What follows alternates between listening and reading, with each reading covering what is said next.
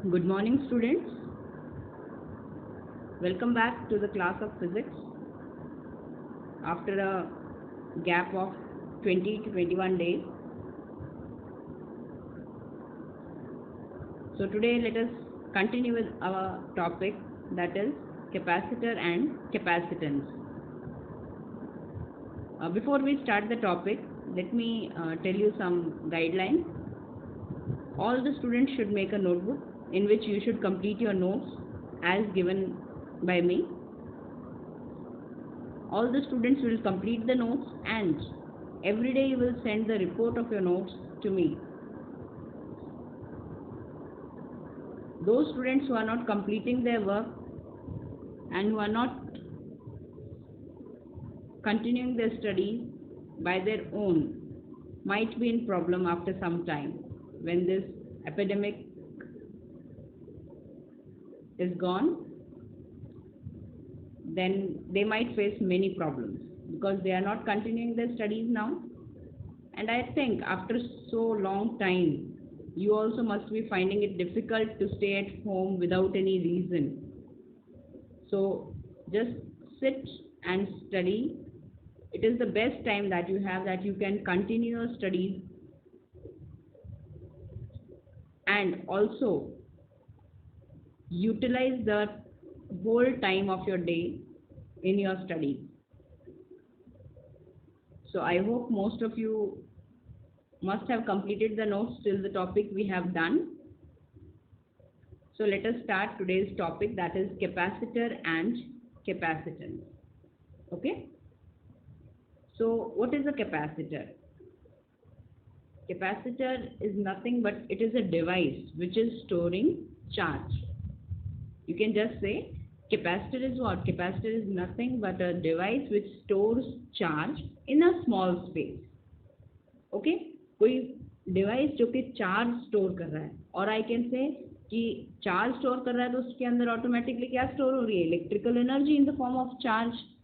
So capacitor is nothing but a device which is used to store electrical charge, or we can say electrical energy in a very small space. अब है क्या ये capacitor? Okay, capacitor क्या है? कुछ नहीं, दो conducting plates हैं और वी कैन से दो कंडक्टिंग सर्फेसेस हैं. उन दोनों कंडक्टिंग सर्फेसेस के बीच में कोई इंसुलेटिंग मटेरियल डाल दीजिए तो वो दोनों ही कंडक्टिंग जो सर्फेसेस हैं, वो एक तरह से ये जो कॉम्बिनेशन बन गया, इसी को हम क्या कह देंगे? कैपेसिटेंस. और जो हम इंसुलेटिंग मटेरियल उन दोनों कंडक्टिंग प्लेट्स के बीच में रखते हैं, that is known as dielectric. है तो वो इंसुलेटिंग मटेरियल ही, लेकिन क्योंकि उसको वहाँ कैपेसिटर के अंदर यूज कर रहे हैं हम, इसलिए उसको हम क्या नेम करेंगे? That is known as dielectric. So capacitor क्या है? कैपेसिटर एक डिवाइस है जिसको यूज किया जाता है for storing charge and hence this electrical energy. कैसे बना होता है? It is made of two conducting surfaces which are separated by an insulating medium. और इसी इंसुलेटिंग मीडियम को क्या कहा जाता है? इसी इंसुलेटिंग मटेरियल को कहा जाता है dielectric. Okay, this insulating material is known as dielectric. अब कैपेसिटर क्या है ये तो आपको पता लग गया. कैपेसिटर क्या है? एक डिवाइस है जिसमें कि चार्ज स्टोर होगा. ठीक है. सो कैपेसिटेंस क्या है? कि किसी कैपेसिटर में चार्ज कितना स्टोर होगा. ठीक है, किसी कैपेसिटर में कितना चार्ज स्टोर होगा, उसकी जो मेजरमेंट है उसी को हम कहते हैं कैपेसिटेंस. यानी किसी कैपेसिटर के अंदर कितना चार्ज स्टोर होगा, इस क्वांटिटी को हम किस क्वांटिटी से मेजर करेंगे? इस क्वांटिटी को हम मेजर करेंगे बाय कैपेसिटेंस. ठीक है. सो कैपेसिटेंस क्या है? It is the ability of a capacitor. What it is? It is the ability of a capacitor to store charge. क्या है ये? Ability of a capacitor to store charge. किसी capacitor की ability की वो store कितना चार्ज स्टोर कर सकता है, that is known as capacitance. ठीक है, that is known as capacitance. ठीक है. अब कैपेसिटर और कैपेसिटेंस पढ़ने से पहले कुछ एक प्रॉपर्टीज जो हमें जान लेनी चाहिए. क्या प्रॉपर्टीज हैं? कि किसी भी मेटालिक कंडक्टर को जब हम इलेक्ट्रिक फील्ड में रखते हैं तो उसकी कैसी प्रॉपर्टीज होती हैं? कुछ प्रॉपर्टीज जो हमें उसकी देखनी है. ठीक है। ऐसा क्यों पढ़ रहे हैं हम? इसलिए पढ़ रहे हैं कि हमें पता है कि जो कैपेसिटर है वो किससे बना होता है? दो कंडक्टिंग सर्फेसिस से। किनसे मिलके बना होता है? दो कंडक्टिंग सर्फेसिस से मिलके बना होता है। ठीक है। तो अब कैपेसिटेंस के बारे में पढ़ने से पहले हम थोड़ा सा पढ़ेंगे मेटालिक कंडक्टर के बारे में। ठीक, उसकी 4-5 प्रॉपर्टीज हैं जो कि जनरली 1-2 मार्क्स में पूछ ली जाती है। ठीक है। क्या है? सबसे पहली प्रॉपर्टी क्या है? The net electric field inside a conductor is 0। एक कंडक्टर के अंदर नेट इलेक्ट्रिक फील्ड क्या रहेगा? 0। अब ऐसा क्यों? ठीक है। तो इसके लिए एक फिगर दिख रहा है आपको। इस फिगर में देखिए रेड लाइंस बनी हुई है, पैरेलल लाइंस, जो कि किसको शो कर रही है? एक्सटर्नल इलेक्ट्रिक फील्ड को। जब हम किसी भी कंडक्टर को इलेक्ट्रिक फील्ड में रखेंगे तो हमें पता है कि कंडक्टर में क्या होते हैं? Free electrons. ठीक, इन फ्री इलेक्ट्रॉन्स पर फोर्स लगेगी। कितनी फोर्स लगेगी? फोर्स लगेगी Q इंटू ई, जो चार्ज है उन इलेक्ट्रॉन्स का, multiplied by external electric field जो लग रहा है। ठीक, इतनी फोर्स उन पर लगेगी। ठीक, अब जिन इलेक्ट्रॉन्स पर ये फोर्स लग रही है, जिन इलेक्ट्रॉन्स पर है, सभी इलेक्ट्रॉन्स पर ये फोर्स लगेगी और वो सभी electrons due to this force वो इलेक्ट्रिक फील्ड के ऑपोजिट डायरेक्शन में मूव करेंगे। किस डायरेक्शन में? क्योंकि इलेक्ट्रिक फील्ड इस डायरेक्शन में है तो इलेक्ट्रॉन्स किधर मूव करेंगे? इससे ऑपोजिट डायरेक्शन में। ठीक, यानी हम यूं कह सकते हैं कि इन इलेक्ट्रॉन्स पर एक फोर्स लग रही है जो कितनी है? Charge of electron multiplied by electric field, और क्योंकि चार्ज माइनस में है तो इसलिए वैल्यू क्या आ जाएगी? फोर्स आएगी आपके पास F will be equal to minus E into E external. ठीक, इतनी फोर्स लगेगी और क्योंकि नेगेटिव साइन क्या शो कर रहा है कि फोर्स किस डायरेक्शन में लगेगी? इलेक्ट्रिक फील्ड के ऑपोजिट डायरेक्शन में। ठीक, सो यहाँ से हम यूँ कह सकते हैं कि ये जो इलेक्ट्रॉन्स हैं ये इस सरफेस के, इस कंडक्टिंग सरफेस के एक एज पर जाकर कलेक्ट हो जाएंगे। ठीक, बिकॉज ऑफ दिस फोर्स। ठीक, और ये यहाँ पर इकट्ठे हो जाएंगे। कहाँ इकट्ठे हो जाएंगे? एक एंड पर इकट्ठे हो जाएंगे। एज अ रिजल्ट जो अपोजिट एंड है, जो दूसरा एंड है इस कंडक्टर का, वो दूसरा and positively, slightly positive charge हो जाएगा। ठीक, जिसकी वजह से क्या होगा कि एक तरफ नेगेटिव चार्ज है, दूसरी तरफ पॉजिटिव चार्ज है, जिसकी वजह से अंदर जो कंडक्टर है उसके अंदर एक इलेक्ट्रिक फील्ड सेटअप हो जाएगा। ठीक, और ये जो इलेक्ट्रॉन्स का मोशन हो रहा है एक साइड में, एक कंडक्टर की एक साइड में, ये जो मोशन हो रहा है ये कब तक चलेगा? जब तक कि एक्सटर्नल इलेक्ट्रिक फील्ड और जो अंदर इलेक्ट्रिक फील्ड डेवलप हो रहा है ड्यू टू कलेक्शन ऑफ और we can say separation of charges. ठीक है, इन चार्जेस के सेपरेशन से जितना इलेक्ट्रिक फील्ड वहां जनरेट हो रहा है, ठीक, उस इलेक्ट्रिक फील्ड की वैल्यू जब एक्सटर्नल इलेक्ट्रिक फील्ड के बराबर हो जाए, यानी E internal becomes equal in magnitude to E external. Opposite direction में होगा, बिल्कुल सही है, लेकिन दोनों की जो डायरेक्शन ऑपोजिट होगी लेकिन दोनों की मैग्नीट्यूड क्या रहेगी? सेम। ठीक, तो अंदर जब हम इस कंडक्टर के अंदर की बात करें तो अंदर इलेक्ट्रिक फील्ड कितना है? E इन। ठीक, और एक्सटर्नल इलेक्ट्रिक फील्ड कितना है? E x। और क्योंकि दोनों की वैल्यू सेम है, इक्वल एंड ऑपोजिट है, तो कंडक्टर के अंदर हम यूँ कह सकते हैं कि यहाँ पर इस पॉइंट पर मैं बात करूँ, इस पॉइंट पर, तो इस पॉइंट पर क्या होगा? ये E एक्सटर्नल हो गया, क्या हो गया? ये E external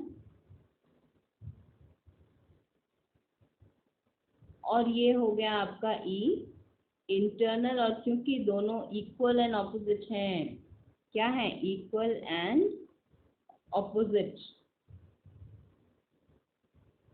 equal and opposite हैं, तो इन दोनों की नेट वैल्यू अंदर क्या आएगी? Net electric field will be 0। ठीक है, तो यहाँ पर नेट इलेक्ट्रिक फील्ड क्या होगा? किसी भी कंडक्टर के अंदर नेट इलेक्ट्रिक फील्ड होगा 0। ठीक है,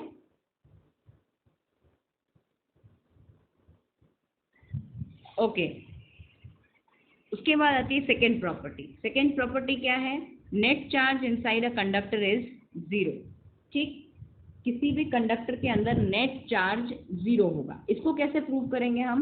अभी हम पढ़ के आए हैं कि इलेक्ट्रिक फील्ड किसी भी कंडक्टर के अंदर, जो कि इलेक्ट्रिक फील्ड में रखा हुआ है, उस कंडक्टर के अंदर इलेक्ट्रिक फील्ड क्या होता है? 0। नेट इलेक्ट्रिक फील्ड 0 होता है, ठीक। और उसके अंदर नेट चार्ज भी क्या होगा? 0। इसको कैसे प्रूव करेंगे? इसको हम प्रूव करेंगे यूजिंग गॉस लॉ, ठीक। हमें पता है अकॉर्डिंग टू गॉस लॉ क्या होता है? Flux phi is equal to close integral of E dot D S होता है, ठीक। और ये इक्वल टू होता है क्यू बाय एप्सिलॉन नॉट के अकॉर्डिंग टू गॉस लॉ, ठीक। इस क्वांटिटी को हम यूज करेंगे। कौन सी क्वांटिटी को? Close integral of E dot D S, that is equal to Q by epsilon naught, ठीक है। तो अब हमें पता है कि ई की वैल्यू क्या है? ई की वैल्यू तो है 0, ठीक। ई की वैल्यू जब 0 है तो ये पूरी क्वांटिटी जो कि आपके लेफ्ट हैंड साइड पे है, ये पूरी क्वांटिटी हो गई 0। So E is equal to 0, so close integral of E dot D S will also be equal to 0। और ये अगर 0 है तो हम कह सकते हैं कि Q will also be equal to 0। Charge भी क्या रहेगा? 0। यानी ये हम प्रूव कर सकते हैं यूजिंग गॉस लॉ, किसी भी कंडक्टर के अंदर नेट चार्ज भी क्या होता है? 0, ठीक। So charge resides on the outer surface of the conductor. यानी क्वेश्चन आपसे ऐसे भी पूछा जा सकता है कि show that charge resides on the outer surface of conductor. अब अंदर नहीं है तो चार्ज अगर उसमें है तो कहाँ है? सरफेस पे, भाई सेंटर में तो नहीं है, और ना ही उसके अंदर है। तो अंदर नहीं है तो इसका मतलब चार्ज कहाँ है? उसके आउटर सरफेस पे, ठीक। So they can ask you in 1 or 2 marks question that show that charge resides on the outer surface of a conductor, ठीक है। उसके बाद हम बात करते हैं थर्ड प्रॉपर्टी। थर्ड प्रॉपर्टी क्या है? थर्ड प्रॉपर्टी है कि the electric field on the surface or just outside the charged conductor is perpendicular to the surface of the conductor at every point।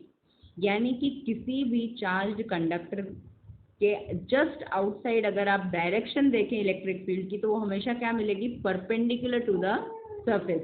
इसको आप ऐसे भी मान सकते हो कि जब हमने इलेक्ट्रिक फील्ड लाइंस पढ़ी थी तो हमने क्या कहा था कि किसी भी सरफेस से इलेक्ट्रिक फील्ड लाइंस कैसे निकलती हैं? Perpendicular to the surface.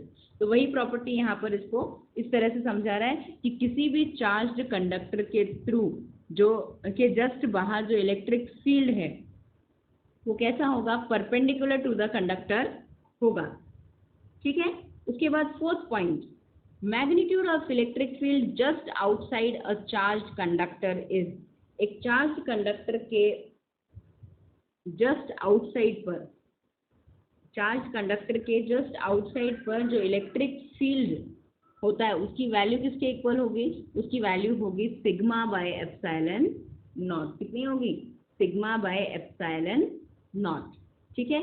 Sigma bye epsilon not है तो यहाँ से हम यूँ कह सकते हैं कि यहाँ पर सिग्मा क्या है? सिग्मा को हम पढ़ के आए हैं ऑलरेडी कि सिग्मा क्या है? It is surface charge density. Surface charge density यानी इसको मैं ऐसे भी कह सकती हूँ कि sigma is equal to charge per unit area, ठीक। सो किसी भी कंडक्टर के जस्ट बाहर अगर मैग्नीट्यूड पूछ ले इलेक्ट्रिक फील्ड की तो वो क्या होगी? सिग्मा बाय एप्सिलॉन नॉट, जहाँ पर सिग्मा क्या है? उस सरफेस के लिए सरफेस चार्ज डेंसिटी, ठीक है।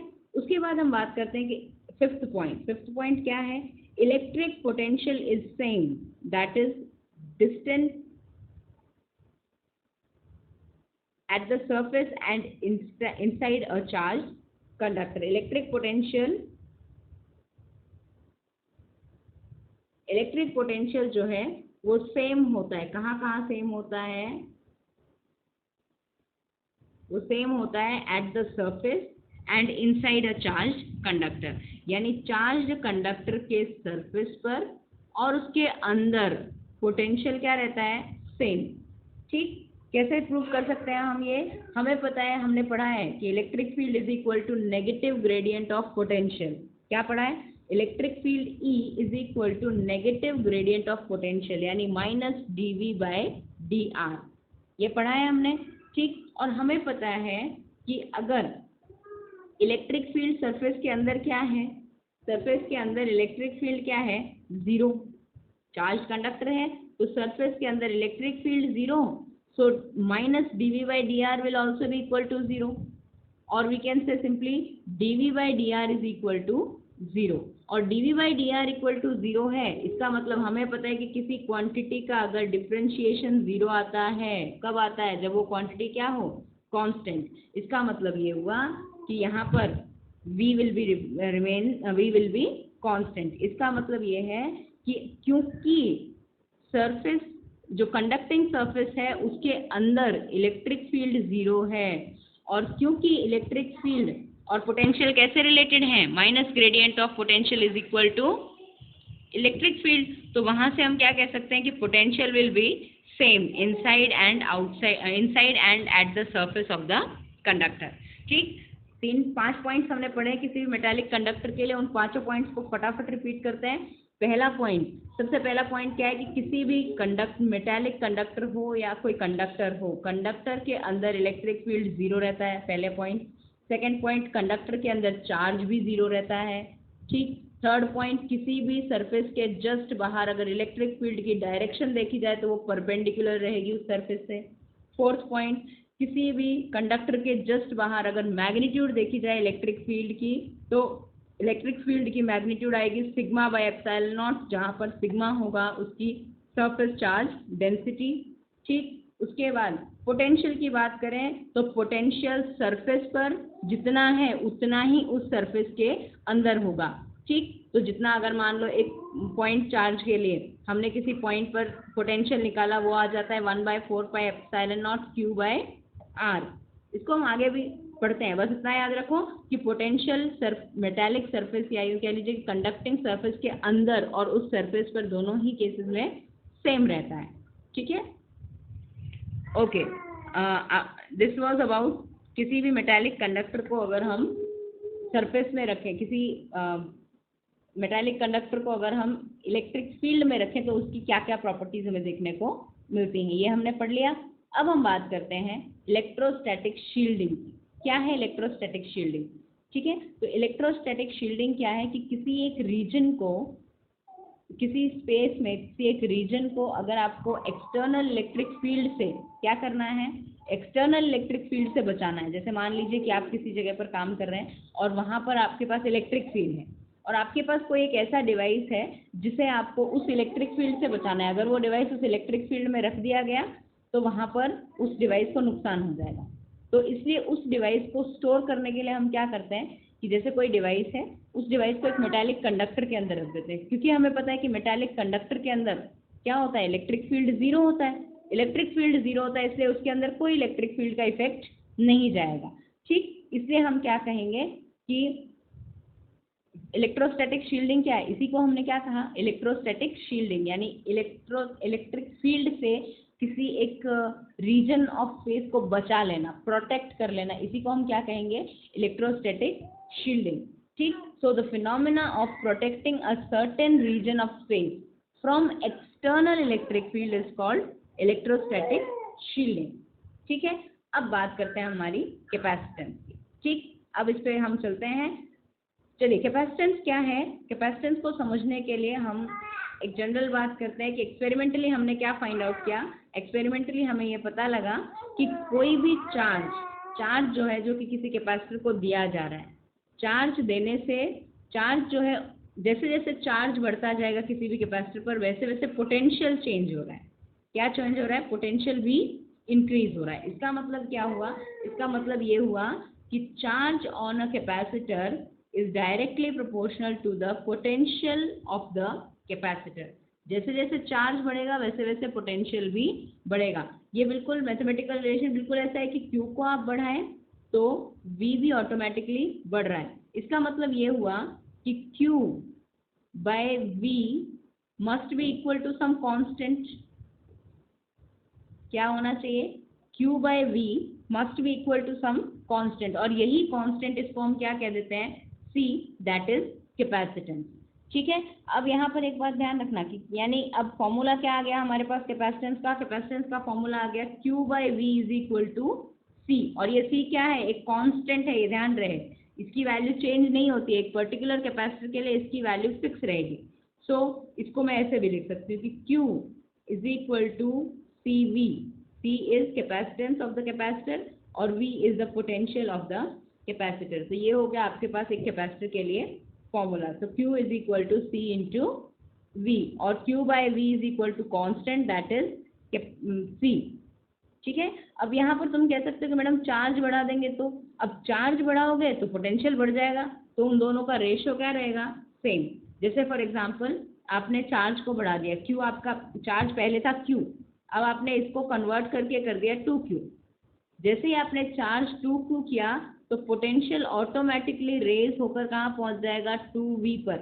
पहले अगर पोटेंशियल V था तो अब वो पोटेंशियल क्या बन जाएगा, 2V। तो ऑब्वियस है कि रेशियो क्या रहेगा, Q बाय V और 2Q bye V ratio same रहेगा, और रेशियो सेम रहेगा इसका मतलब capacitance will remain the same. तो किसी भी कैपेसिटर के लिए कैपेसिटेंस एक कांस्टेंट है, और उस कांस्टेंट की वैल्यू चाहे आप चार्जेस चेंज करते रहो उस पर, तो पोटेंशियल उस अकॉर्डिंग चेंज हो जाएगा कि कैपेसिटेंस की वैल्यू फिक्स रहेगी। ठीक है, सो आई होप यहाँ तक आपको क्लियर हो गया होगा कैपेसिटेंस का क्या फॉर्मूला है और कैसे हमने इसको निकाला है। ठीक है, सो यहाँ तक तो क्लियर हो गया होगा आई होप सभी को। उसके बाद हम चलते हैं कि किसी भी कैपेसिटेंस की यूनिट क्या होती है। ठीक है, कैपेसिटेंस की यूनिट क्या होती है, तो एसआई यूनिट जो होती है कैपेसिटेंस की, तो हमें पता है capacitance C is equal to Q by V, और Q यानी चार्ज की यूनिट होती है कूलम। क्या होती है, चार्ज की यूनिट होती है coulomb upon unit of potential difference is volt. तो चार्ज इसकी यूनिट क्या हो गई, कूलम पर वोल्ट, और इसी को हम दूसरा नाम दे देते हैं दैट इज फैरेड। इसी को दूसरा नाम क्या देते हैं, फैरेड। फैरेड नाम क्यों दिया, ये in the honour of scientist Michael Faraday. जो माइकल फैराडे थे उनके ऑनर में कैपेसिटेंस का क्या, कैपेसिटेंस की यूनिट का नाम रख दिया दैट इज फैरेड। हालांकि फैरेड है क्या, it is nothing but coulomb per volt is farad. ठीक है, उसके अलावा अब इसकी जो यूनिट्स हैं, जो दूसरी यूनिट्स हैं कैपेसिटेंस की, छोटी और बड़ी यूनिट्स आपको मिलेंगी। हालांकि फैरेड एक बहुत बड़ी क्वांटिटी है, ठीक है, तो इसलिए इसकी आपको छोटी यूनिट्स ही ज़्यादातर मिलेंगी। तो पहली यूनिट क्या है आपकी, first unit is 1 micro farad. This is called 1 micro farad. Micro का मतलब ही है, आपने जब फिजिक्स 11th में पढ़ी है तो उसमें आपको समझ में आ गया होगा कि जहाँ पर भी वर्ड माइक्रो यूज आता है it means it is equal to 10⁻⁻⁶। ठीक है, तो उस यूनिट का -10⁻⁻⁶ हो जाता है। तो 1 microfarad is equal to 1 × 10⁻⁻⁶ farad. ठीक, उसके अलावा एक और यूनिट होती है 1 माइक्रोफैरेड, यानी 2 बार माइक्रो लग रहा है, इसका मतलब 1 × 10⁻⁻12 फैरेड। और इस 1 × 10⁻⁻12 फैरेड को एक और नाम से जानते हैं दैट इज 1 पिको फैरेड। क्या नाम है, पिको फैरेड। तो पिको फैरेड मीन्स 1 × 10⁻⁻12 फैरेड। ये ध्यान रहे कि आपको यूनिट हमेशा ही स्मॉल में दी जाएगी। फैरेड की जो कैपेसिटेंस की जो यूनिट है वो या तो आपको माइक्रो फैरेड में दी जाएगी, या पिको फैरेड में, या फिर इसी ऑर्डर माइक्रो फैरेड में दी जाएगी। ठीक है, तो आई होप यहाँ तक सभी को क्लियर हो गया होगा। अब हमारा जो फर्स्ट टॉपिक कैपेसिटेंस में that is capacitor of an isolated sphere. किसी आइसोलेटेड का मतलब होता है अकेला पड़ा हुआ, सेपरेट कर दिया हो जिसको। ठीक है, so capacitance of an isolated sphere, किसी आइसोलेटेड स्फीयर की कैपेसिटेंस क्या होगी। ठीक है, तो इसकी कैपेसिटेंस निकालने के लिए हम क्या करते हैं, हम कंसिडर करते हैं एक स्फीयर जिसकी रेडियस क्या है, r। Let us consider a sphere whose radius is r, और इस कैपेसिटर पर, इस स्फीयर पर चार्ज है q। ठीक है, एक स्फीयर कंसिडर किया जिसकी रेडियस है r और जिस पर चार्ज है q। ठीक, अब हमें पता है कि किसी भी चार्ज स्फीयर पर पोटेंशियल कितना होता है, तो पोटेंशियल होता है 1/4πε0 उस पर जितना चार्ज है उस स्फीयर पर, that is q divided by radius of the sphere. ठीक, ये होता है पोटेंशियल। क्योंकि ये स्फीयर है और आइसोलेटेड है, तो हमने क्या कहा, जितना सरफेस पर पोटेंशियल होगा, अभी हम मेटालिक कंडक्टर की बात करके आए हैं, तो उसमें हमने क्या कहा कि पोटेंशियल कितना होगा, जितना सरफेस पे है उतना ही अंदर होगा। ठीक है, तो इस स्फीयर का पोटेंशियल क्या होगा, चाहे सरफेस पे बात कर लें चाहे इसके अंदर बात कर लें आप, तो पोटेंशियल कितना होगा 1/4πε0, कितना हुआ 1/4πε0 Q/R। ठीक है, अब यहाँ से हमें पता है कि Q/V is equal to capacitance, क्या पता है Q/V is equal to capacitance C। ठीक, तो यहाँ से मैं निकाल लेती हूँ Q/V, तो Q यहाँ है, यहाँ ऑलरेडी Q है, इसके नीचे हम क्या लेकर आए, इस V को यहाँ डिनोमिनेटर में लेकर आए, डिनोमिनेटर में लेकर आएंगे तो 4πε0 कहाँ चला जाएगा, ε0 R दूसरी साइड चला जाएगा, यानी वैल्यू क्या बन जाएगी आपके पास, वैल्यू हो जाएगी Q/V will be equal to 4πε0 into R। यानी सीधी सी बात है कि किसी आइसोलेटेड स्फीयर को अगर हम एक चार्ज देते जाएं और उसका कैपेसिटेंस देखें कि वो कितना चार्ज होल्ड कर पा रहा है, तो वो किसके ऊपर डिपेंड करेगा कि उस चार्ज की रेडियस क्या है, बस इसी बात पर डिपेंड करेगा, वो और किसी चीज पर डिपेंड नहीं करेगा। एक और क्वांटिटी जिस पर वो डिपेंड कर सकता है दैट इज ε0। ठीक, अब यहाँ पर तो हमने स्फीयर जो माना उसके अंदर एयर मान ली, अब यहाँ पर इसको सराउंडेड बाय हम किसी मीडियम से मान लेंगे तो इसकी वैल्यू k टाइम्स बढ़ जाएगी। ठीक है, so capacitance due to an isolated charge, isolated charge नहीं, capacitance due to an isolated charge sphere, ये यहाँ पर आप एक क्वांटिटी लिख लेना यहाँ पर, that is capacitance due to an isolated charged sphere of radius r is equal to 4πε0 r। इसका मतलब ये केवल किस पर डिपेंड कर रहा है, on the radius of the sphere, उस स्फीयर की रेडियस पर डिपेंड करता है और एक मीडियम पर डिपेंड करता है। ε0 है तो ε0 क्या है, परमिटिविटी ऑफ द मीडियम, तो मीडियम के ऊपर भी वो डिपेंड करता है। ठीक है, तो आई होप यहाँ तक आप सभी को क्लियर हो गया होगा कि क्या है कैपेसिटेंस, किसी आइसोलेटेड स्फीयर की हम कैपेसिटेंस कैसे निकालेंगे।